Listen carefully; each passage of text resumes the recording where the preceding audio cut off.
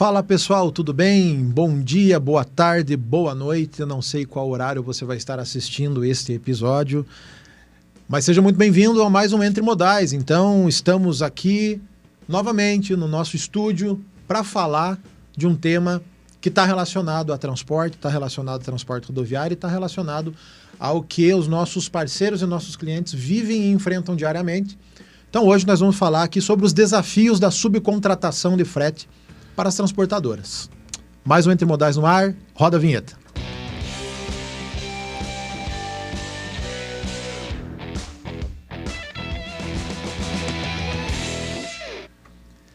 E quando nós falamos de desafios e subcontratação, é importante a gente trazer para conversar com a gente quem conhece um pouco e quem vivenciou, tem experiência na área ou em situações relacionadas a isso. Tá? Então hoje eu estou aqui com a presença ilustre desses meus dois queridos colegas e parceiros de trabalho, o Guilherme Danchura, né, e o Lucas Tonetti. Ambos são Key Accounts aqui na KMM e atendem um leque de clientes aí que são transportadores ou são embarcadores, então eles têm essa vivência de conhecer um pouco da dificuldade que os clientes compartilham com eles, né? E também o Gui tem uma experiência de já ter trabalhado bastante tempo em transportadora, né? Acho que nós estávamos falando do currículo aqui do pessoal, o Gui tem quase 14 anos aí de transportadora. O Tonetti está há 4 anos aqui conosco na KMM como Key Account, atendeu vários transportadores e embarcadores. E obrigado por terem aceito o convite de vir conversar aqui com a gente nesse Entre Modais, beleza? Com certeza, Irvandinho, um prazer enorme estar aqui com vocês, né? Na verdade, são dois monstros sagrados aí do transporte. Mas vamos estar compartilhando aí o que a gente sabe também. E tenho certeza que vai ser um bate-papo bem produtivo, né? Com certeza. Eu também agradeço o convite de estar aqui no primeiro Entre Modais. Olha que beleza. E vou estar aqui compartilhando um pouco do meu conhecimento, da vivência que eu tenho na organização das transportadoras e a parte operacional. E obrigado mais uma vez. Boa. Bom, acho que primeira, como o título ali já diz, né, sobre as dificuldades da subcontratação, eu não vou perguntar por ordem, tá? Eu vou perguntar e daí quem quiser ir falando, fique à vontade. Mas o que vocês identificam como os principais desafios hoje que os transportadores enfrentam na questão da subcontratação? Eu, assim, pela vivência que eu tenho na parte do transporte, um desafio aí muito, muito importante que cada dia passa, assim, um desafio enorme, é a questão ali que é pensando na parte do seguro da carga, no tipo de equipamento que você vai estar fornecendo ou pedindo para o teu cliente, para o teu transportador subcontratado estar disponibilizando para você.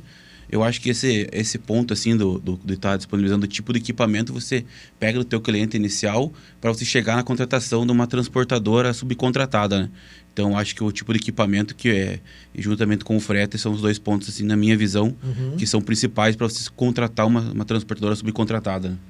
Né? Sem dúvida, eu acho que o interessante da gente pensar e linkar também, né, a captação versus, né, o tipo de equipamento, que é algo bem complexo, você casar o que você precisa ali com a disponibilidade, né, de veículos, de contratação. Eu vejo que é uma dor bastante relevante que os transportadores têm, né?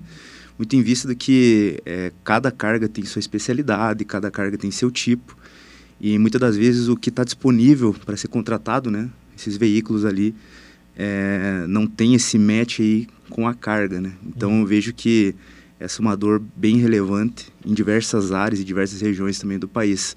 Lembrando que também, dependendo da região, tem um tipo de carga ali que comanda, né? E esse é um fator que na captação ele é muito levado em consideração também, né? Entendi. E o que vocês entendem? Porque assim, quando você é frotista, né, você tem muito mais controle ali sobre a tua operação, no sentido de você sabe como é que está a condição do teu caminhão, os teus motoristas ali são contratados, funcionários mesmo da empresa e tudo mais. Vocês mencionaram sobre o tipo de equipamento e sobre especificidades da carga. Vocês acreditam que a questão da subcontratação ela é muito forte mesmo no mercado? Por quê? Porque a gente sabe que a terceirização ela é mais barata do que você comprar e ter os ativos ali para fazer.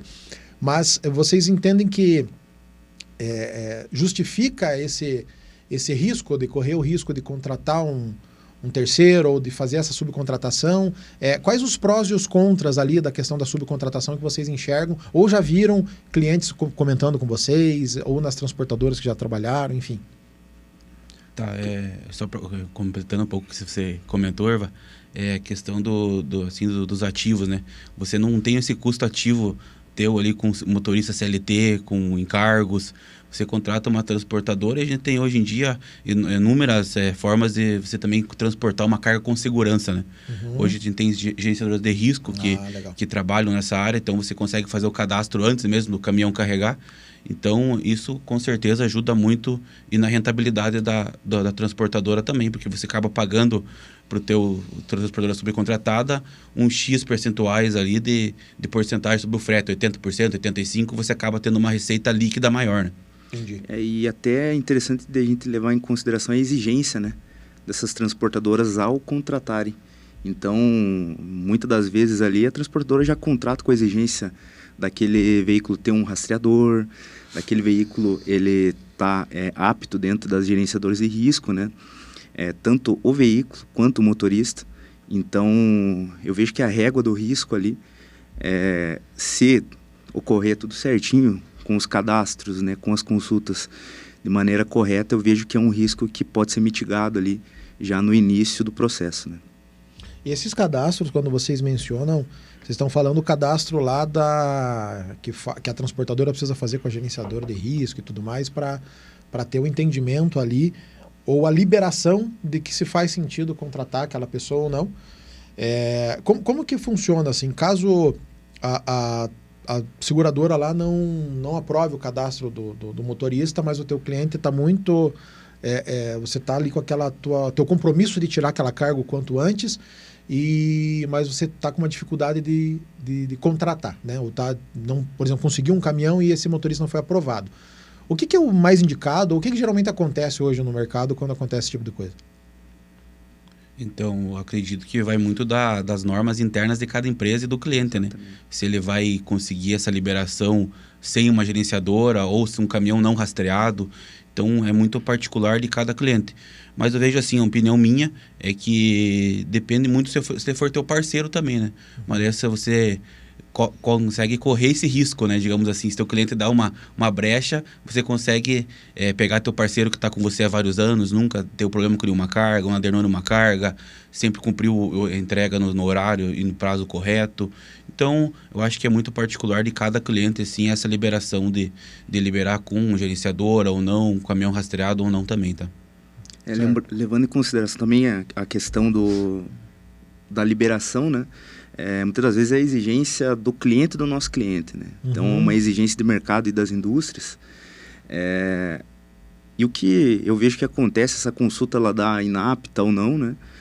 Eu vejo que tem equipes ali dentro das transportadoras que fazem esse desenrolar ali, né? Meio de campo, né? Esse meio de campo.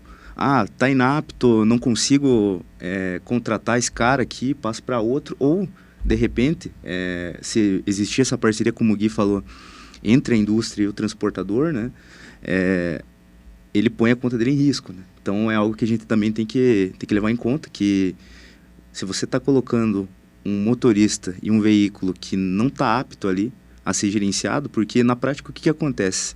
Consulta inapta, a gerenciadora de risco ela não vai cobrir. Né? Essa é a realidade. A seguradora, né? Propriamente dito, né?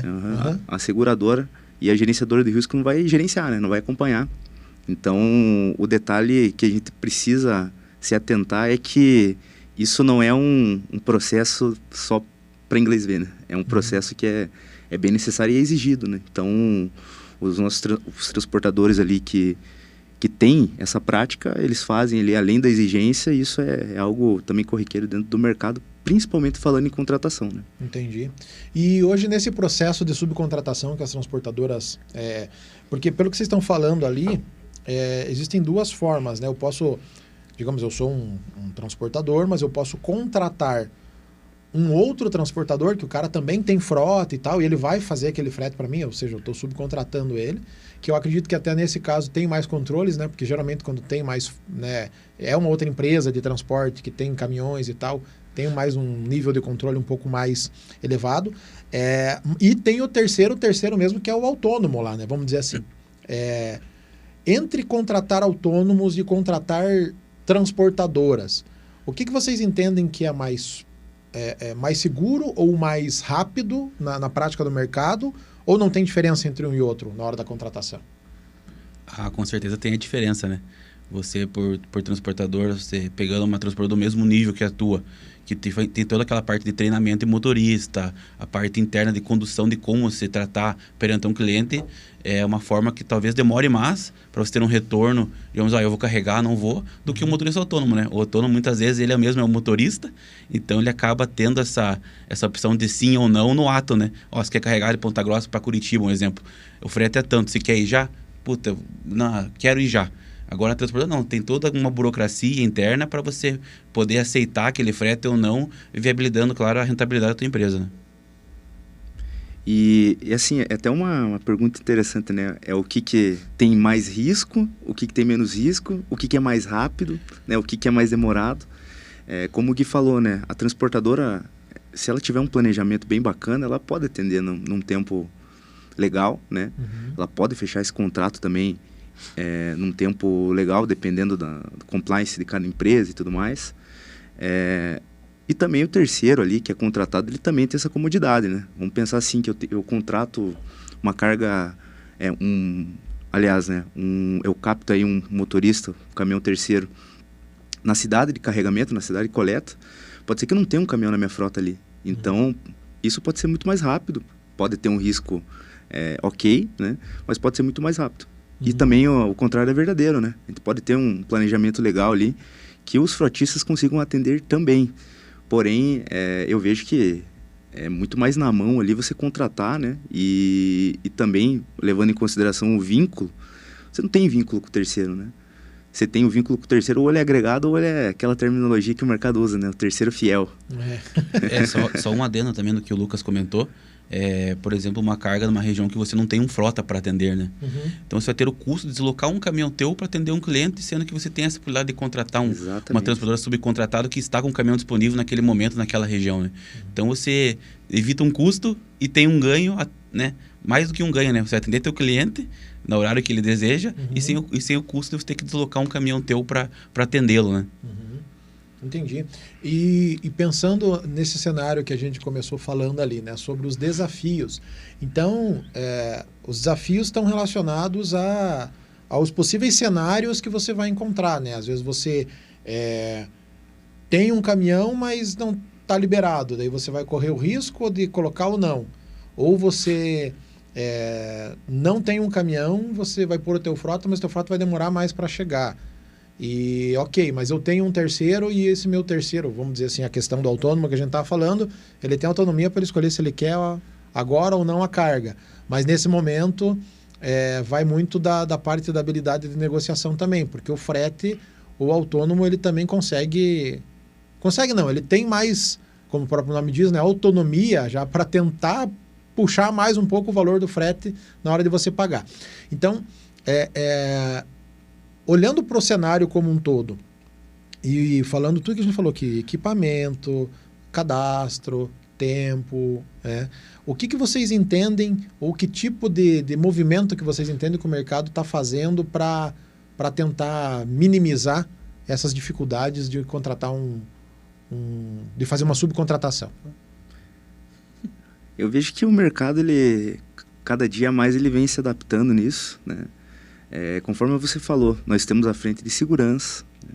A gente tem a frente de disponibilidade, né? Que é a própria captação, e a questão do valor mesmo, né? A questão do custo, da receita ali, que o autônomo ele tem, como o próprio nome diz, essa autonomia ali de escolher ou não se ele vai fazer esse frete. Eu vejo que o mercado ele vem se adaptando muito, principalmente na questão ali de agilidade nessa liberação de veículo, liberação de motorista, né? De buscar ali, com a tecnologia também, esses vetores, essas plataformas que facilitam a captação de motoristas de veículos. E também a captação de carga, né? Porque o inverso é verdadeiro também. O terceiro, ele pode estar procurando carga ali, ele não pode, ele está procurando carga, né? E a questão ali do valor, eu vejo que é algo que é bem interessante a gente pensar que o transportador, ele negocia não só o frete com a indústria, mas também com quem vai fazer o serviço para ele. Então ele tem essa maleabilidade, ele tem essa flexibilidade ali de negociar contrato a contrato, negociar ali junto com o autônomo, né?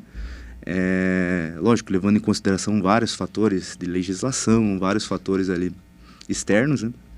Mas eu vejo que o mercado ele vem afunilando ali para que isso seja cada dia mais dinâmico. Né? Então, hoje ali, até como é o nosso core ali, né? Vetores de tecnologia vem moldando o mercado para que isso fique muito mais prático, muito mais na mão do transportador, muito mais na mão da indústria também. Né? E eu vejo que esses 3 pontos aí são os pilares até que a gente começou e manteve o nosso papo agora, né? E com certeza, assim, a tecnologia hoje ajuda e vai ajudar cada vez mais essa divulgação e contratação de transportadores subcontratados, né? A gente tem vários aplicativos no mercado que você consegue, né? Você chegou a vivenciar, Gui, na transportadora propriamente dito, porque também existe uma certa resistência de alguns motoristas em baixar aplicativos, né? Em utilizar aplicativos. Nós sabemos que, é lógico, não são todos, mas existe uma resistência. Como que você acha que o mercado, se adaptando do jeito que está, porque não é só forçar que isso ocorra, mas os aplicativos, as empresas de tecnologias, as transportadoras precisam também criar mais atrativos para que esses autônomos aí tenham maior aderência, né, nessas possíveis soluções.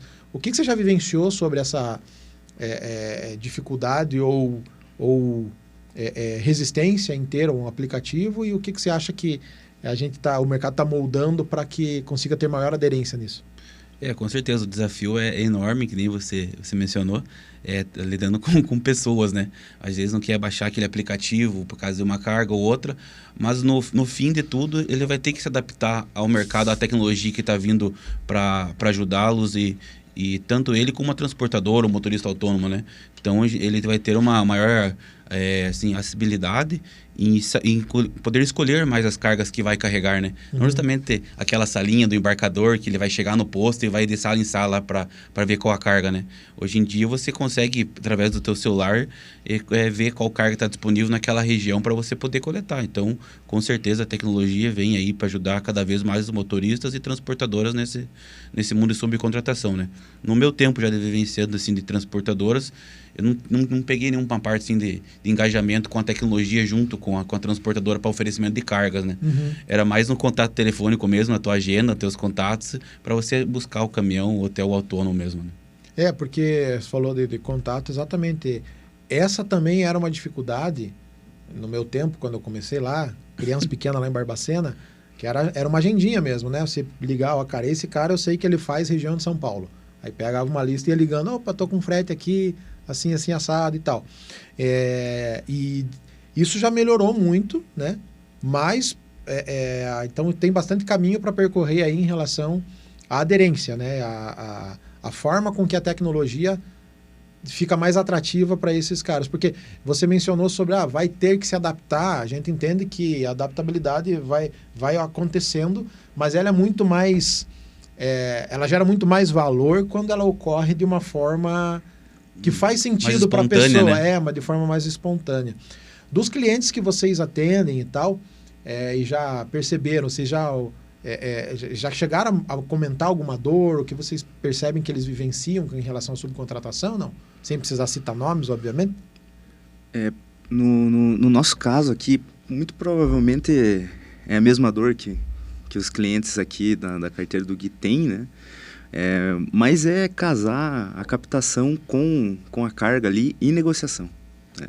Então, eu vejo que essa parte do risco, ela é algo que já está mais enraizado dentro do processo. O mais maduro, né? Exatamente. Então, por exemplo, eu tenho uma carga de container, eu não acho um cara apto ali a container. Mas essa região deveria ter muito motorista, deveria ter muita composição ali focada no container e eu não consigo achar, né? Então aí a gente tem alguns pontos. Por quê? Pode ser que a aderência da tecnologia ou o vetor ali que ele está utilizando não esteja ok, não esteja 100%, né? Pode ser que o contato falte também, porque a gente tem que imaginar o seguinte, nesse sentido a gente está trabalhando com pessoas, lógico, é algo complexo de se discutir e a gente precisa também causar uma experiência para quem está utilizando, né? Então, qual que é o atrativo disso, né? Tem campanhas em diversas empresas, né, focadas em baixa o aplicativo que você não precisa, não copia o teu pacote de internet gratuita. Ou dá um desconto na compra de uma peça, não sei o que, tem algumas parcerias, né? E para tentar engajar esse... Porque no fim do dia quem sai perdendo é quem está contratando, né? Seja a indústria, seja o transportador, é ele que sai perdendo, porque ele daí não tem essa disponibilidade, né? E é isso que eu vejo que o mercado ele está se adaptando, né? O mercado vem forte nisso, na inovação, só que eu vejo que essas práticas e essas campanhas que rolam, cada dia mais elas serão mais necessárias ainda, porque a gente não está falando também só de pessoas no sentido de... A gente está falando de gerações, né? Então o motorista ele não tem só 60 anos, o motorista não tem só 50 anos, nós temos uma faixa etária aí gigantesca, né? Logicamente, quem tem menos idade ali se adapta um pouco mais fácil, né? E eu vejo que a principal dificuldade também, além dessa questão de composição, de tipo de carga, de tipo de carreta, enfim, é a questão da negociação também, né? Principalmente nos aplicativos, né? Você faz um leilão de carga, o motorista ele olha e fala, cara, por esse valor não vou. Muitas das vezes ele dispensa ali, nem pensa mais aquilo. A negociação, né? Inclusive, no valor do frete e na forma de receber também, né? Porque existem várias formas hoje, né? Tem os IPFs lá, que são as pagadoras de frete eletrônico, tem meio de recebimento lá via Pix, TED, enfim, contrato de transporte. Isso também entra, né, no desafio da negociação, né? Com certeza, né? Tem até a forma mais antiga que a maioria das transportadoras ainda utiliza, que é o cheque, né? Então, tem várias transportadoras que tem uma certa resistência em pagamento de cheque, mas a gente vê no mercado que ainda a forma de pagamento em cheque que agrada bastante motoristas autônomos, né? Porque ele está com o papel na mão e quer dizer que ele está recebendo na mão, às vezes não fica esperando cair na conta. Então, é uma forma de pagamento que ainda está no mercado e com certeza vai cada vez tentar sair do mercado, mas não vai ser tão fácil assim, né? Entendi. Porque tem muitas pessoas ainda, motoristas autônomos, que exigem e querem carregar quem paga através do cheque, né? Entendi. Eu vejo que o cheque só não caiu em desuso aí e um dos principais motivos é a questão do transporte. Então, caiu em diversas áreas, ele que era normal você ter pagamento em cheque, mas a questão do transporte em si, rodoviário, o cheque ele é comum ainda. Então, isso é bom, é diferente, né? Não vamos dizer se é ruim ou é bom, né? Se está certo, se está errado. Se está certo, se está errado.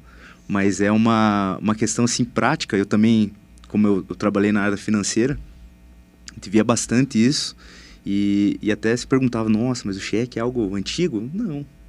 É algo antigo, sim. Mas é algo que está em desuso? Não. Né? Então, casando com a logística, a parte de combustível também utiliza muito cheque. Por quê? Por causa do transporte, né? Então, eu vejo hoje que só não caiu em desuso ali, e um dos principais fatores e ramos aí é a questão do transporte rodoviário de carga, sem dúvida. Que barbaridade, olha só, né? Impacto, né, na economia como um todo, né? Como ele dita mesmo a forma de conduzir, né? Por mais que a tendência de mercado seja muito digital, ainda assim a gente precisa olhar com carinho para isso, que não dá para cortar de vez, porque é algo que está, na grande maioria, parte do transporte rodoviário na utilização. Legal, gente. Não sei se vocês perceberam que foi praticamente um de frente com Gabi aqui, né? Um bate e volta, né? Só faltou perguntar uma cor, né? Ou algo nesse sentido. Mas obrigado, gente. Obrigado pela participação de vocês. Eu acho que a ideia era só bater um papo mesmo sobre essas dificuldades mesmo, né? Os desafios da subcontratação. A gente falou aqui sobre cadastro, tempo, sobre equipamento, sobre negociação de valor de frete, sobre forma de pagamento. E eu tenho certeza que quem está nos assistindo aí, que já é do ramo, deve ter se identificado com muita coisa que a gente falou. E quem não é do ramo ou está estudando, né, a área de logística e tal, também acho que vai ter subsídios aí para começar a olhar porque a gente conversou aqui, entender e aprender um pouquinho mais sobre a parte dos desafios da subcontratação. Beleza? Obrigado pela presença de vocês. Pessoal, muito obrigado pela audiência e foi mais um Entre Modais aí nesse ano de 2023.